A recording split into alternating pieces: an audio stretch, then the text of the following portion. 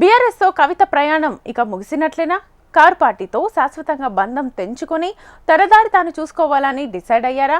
అందుకే జాగృతిని బలోపేతం చేస్తూ సంస్థాగతంగా పార్టీ నిర్మాణం కోసం సిద్ధం చేసుకుంటున్నారా? కవిత బీఆర్ఎస్ మధ్య రోజురోజుకి పెరుగుతున్న దూరాన్ని బట్టి అందరిలోనూ ఇలాంటి డౌట్సే రేజ్ అవుతున్నాయి. ఇటు బీఆర్ఎస్ అధిష్టానం కూడా కవితను వెళ్లగొట్టే క్రమంలో పొమ్మనలేక పొగబెట్టే ప్రయత్నాలు జరుగుతున్నాయనే ప్రచారాలు జోరందుకుంటున్నాయి. అందుకే కవితను అంతగా పట్టించుకోవడం లేదనే అనుమానాలు కలుగుతున్నాయి. ఇదిలా ఉంటే కవిత తన నివాసంలో లీడర్ అనే పోస్టర్ని రిలీజ్ చేయడంతో ఆసక్తికర చర్చ జరుగుతోంది. రాజకీయాల్లోకి యువత రావాలని కవిత పిలుపునివ్వడం వెనుక రహస్యమేంటి? ఇన్ని రోజులు కవిత అంటే కేర్ ఆఫ్ బీఆర్ఎస్. ఉద్యమ ప్రస్థానంతో పాటు తెలంగాణ ఏర్పడ్డాక గులాబీ పార్టీ నుంచే ఆమె ఓసారి ఎంపీ అయ్యారు. ప్రస్తుతం ఎమ్మెల్సీగాను కొనసాగుతున్నారు. అయితే ఇకపై బీఆర్ఎస్తో కవితకు శాశ్వతంగా బంధం తెగినట్టేనా అనే అనుమానాలు కలుగుతున్నాయి. బీఆర్ఎస్ పార్టీ కవిత మధ్య రోజురోజుకు దూరం పెరుగుతున్నట్టు కనిపిస్తోందట. కవిత లెటర్ లీక్ ఆ తర్వాత ఆమె చేసిన కామెంట్స్ ఎపిసోడ్ చూసిన వాళ్లంతా ఇది టీ కప్పులో తుఫాన్ మాత్రమే అని, త్వరలోనే ఈ సమస్యకు ఫుల్ స్టాప్ పడుతుందని అనుకున్నారు. కానీ అధినేత కేసీఆర్ కవిత మధ్య పెద్ద అగాధం ఏర్పడిందని, అందుకే కవిత సొంత కుంపటి దిశగా అడుగులు వేస్తున్నారనే వాదనకు రోజురోజుకు బలం చేకూర్చేలా పరిణామాలు జరుగుతుండటం చర్చనీయాంశంగా మారింది. ఇటు బీఆర్ఎస్ హైకమాండ్ కూడా కవితను పక్కన పెట్టాలనే యోచనలో ఉందా అనే డౌట్స్ రైజ్ అవుతున్నాయి. బీఆర్ఎస్తో శాశ్వతంగా బంధాన్ని తెంచుకుని కొత్త పార్టీ దిశగా కవిత అడుగులు వేస్తున్నారని, అందుకే జాగృతిని క్రియాశీలకం చేస్తూ గ్రౌండ్ వర్క్ ప్రిపేర్ చేసుకుంటున్నారనే ఊహాగానాలు వినిపిస్తున్నాయి. ఎమ్మెల్సీ కవిత తెలంగాణ జాగృతిని విస్తరించే పనిలో ఉన్నారా, లేక ఆమె ప్రయత్నాలన్నీ కొత్త పార్టీ కోసమా? కారు పార్టీకి దూరంగా ఉంటూ కవిత తీసుకుంటున్న నిర్ణయాలు దేనికి సంకేతం? బీఆర్ఎస్ జెండా లేకుండా గులాబీ కలర్ కనిపించకుండా కవిత జాగ్రత్త పడుతున్నారా? కవిత యువతని జాగృతిలోకి ఆహ్వానించడం వెనుక రహస్యమేంటి? విద్యాసంస్థల్లో బీఆర్ఎస్వి కార్యక్రమాలకు ధీటుగా తెలంగాణ జాగృతి ఫెడరేషన్ ద్వారా విద్యాసంస్థల్లో కార్యక్రమాలకు పిలుపునిచ్చి సక్సెస్ చేసేలా జాగృతి విద్యార్థి విభాగం కార్యక్రమాలను చేయనుందట కవిత.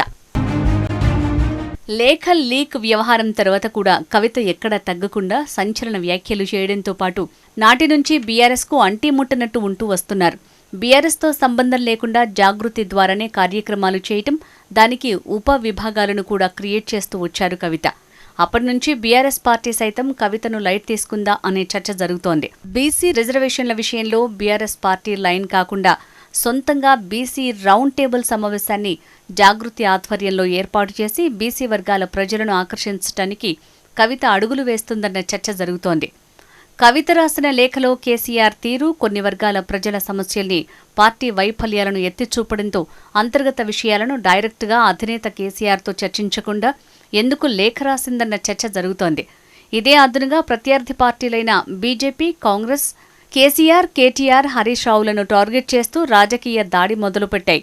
దీంతో బీఆర్ఎస్ పార్టీలో ప్రకంపనలు సృష్టించింది. అమెరికా టూర్ ముగించుకుని హైదరాబాద్ వచ్చిన కవిత లేఖపై మాట్లాడుతూ కొందరు తనపై కుట్ర చేసి లేఖను లీక్ చేశారు. కేసీఆర్ చుట్టూ దయ్యాలున్నాయని సంచలన వ్యాఖ్యలు చేయడంతో ఒక్కసారిగా బీఆర్ఎస్ శ్రేణులు ఉలిక్కిపడినంత పనైంది. కేసీఆర్ కోసం ఏదైనా చేస్తానంటూ కవిత మాట్లాడటంతో అసలు కవిత ఫ్యూచర్ ప్లాన్ ఏంటో అర్థం కాని పరిస్థితులు బీఆర్ఎస్ పార్టీ నేతలు, కార్యకర్తలు ఉన్నారు. దీంతో చాలామంది బీఆర్ఎస్ నేతలు కవితను కలవడానికి వెళ్లటం లేదు. ఆమె చేసే కార్యక్రమాలకు కూడా వెళ్లటం లేదు. కాళేశ్వరం కమిషన్ కేసీఆర్కు నోటీసులు ఇవ్వడాన్ని నిరసిస్తూ బీఆర్ఎస్ పార్టీ జెండా, కారు సింబల్ లేకుండానే కేవలం కేసీఆర్, కవిత ఫోటోలతో ధర్నా చౌక్ వద్ద నిరసన తెలిపారు కవిత.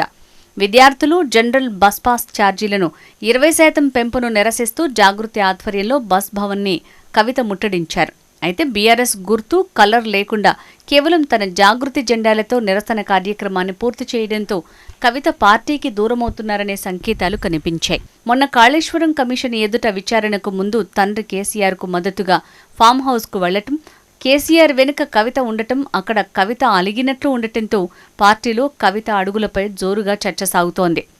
అదేవిధంగా కవిత సొంత ఇంటి పక్కనే జాగృతి కార్యాలయాన్ని ప్రారంభించడంతో కవిత రాజకీయ అడుగులపై బీఆర్ఎస్ నేతలు, ఎమ్మెల్యేలు, ఎమ్మెల్సీలు అంటిముట్టనట్టుగానే వ్యవహరిస్తున్నట్లు అటు జాగృతి కార్యకర్తల్లో, ఇటు బీఆర్ఎస్ శ్రేణుల్లో చర్చ జరుగుతోంది. అయితే కవిత తన జాగృతిని బలోపేతం చేసేందుకు ప్రతిరోజు ఏదో ఒక కార్యక్రమం చేస్తూ యువకులను జాగృతిలో జాయిన్ చేసుకుంటూ తన వర్గాన్ని బలోపేతం చేసుకుంటూ ముందుకు సాగుతున్నారు. లీడర్ అనే ప్రోగ్రాం ద్వారా యువతకు తగిన విధంగా నైపుణ్యం ఇచ్చేలా జాగృతి నుంచి కార్యక్రమానికి స్వీకారం చుడుతుంది. ఇదే సమయంలో కవిత వేసే ప్రతి అడుగు కొత్త పార్టీ దిశగా ఉన్నాయనే చర్చతో పాటు జాగృతిని బలోపేతం చేయడంపైనే ఫోకస్ పెట్టారన్న గుసగుసలు వినిపిస్తున్నాయి. కవిత ఇలాంటి కార్యక్రమాలు చేయడంతో బీఆర్ఎస్కి పూర్తిగా దూరమవుతుందన్న చర్చ జోరందుకుంది. ఇటు బీఆర్ఎస్ కూడా కవితను పక్కన పెట్టారన్న చర్చ కూడా జరుగుతోంది. పార్టీని డ్యామేజ్ చేసేలా ఉన్న కవిత చర్యలతో అధిష్టానం ఆమెపై గుర్రుగా ఉన్నట్టు కనిపిస్తోంది.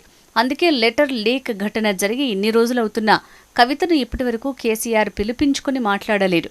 బీఆర్ఎస్లో తనకు ప్రాధాన్యత దక్కడం లేదని కవిత కొంతకాలంగా అసంతృప్తితో ఉన్న హైకమాండ్ నుంచి స్పష్టమైన హామీ రాలేదు కాబట్టే ఆమె తన దారి తాను చూసుకోవాలని డిసైడ్ అయ్యారనే ప్రచారం జరుగుతోంది.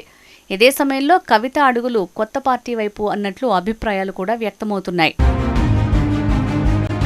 సొంతంగా తన జాగృతిలో యువతను చేర్చుకుంటూ తన బలాన్ని పెంచుకుంటూ బీసీల కోసం, తెలంగాణ ప్రయోజనాల కోసం ఇరిగేషన్పై రౌండ్ టేబుల్ మీటింగులు పెట్టడం, తెలంగాణ తల్లి విగ్రహంతో పలు అంశాలపై కవిత జాగృతి నుంచి పోరాటం చేస్తూ ఉండటంతో కవిత కొత్త అడుగులు వేస్తున్నారన్న అభిప్రాయాలు వ్యక్తమవుతున్నాయి.